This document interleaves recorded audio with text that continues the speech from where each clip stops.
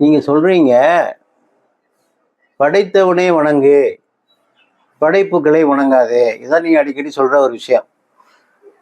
இப்படி சொல்லி போட்டு காபா என்ற கட்டிடத்தை வணங்குறீங்களே, அது ஒரு படைப்பு தானே.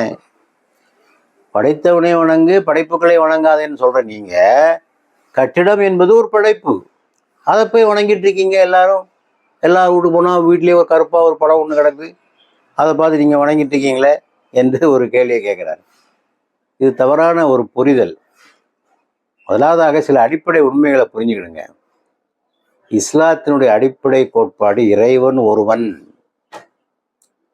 அவனுக்கு உருவம் கற்பிக்காதீர்கள், அவனுக்கு இணை துணை கிடையாது, அவனை மட்டுமே வணங்க வேண்டும், வேறு எவரையும் வணங்கக்கூடாது, இறை தூதர்களையும் வணங்கக்கூடாது, நபிகள் நாயகத்தையும் வணங்கக்கூடாது. நபிகள் நாயகம் படத்தை எங்கேயா பார்த்துருக்கீங்களா?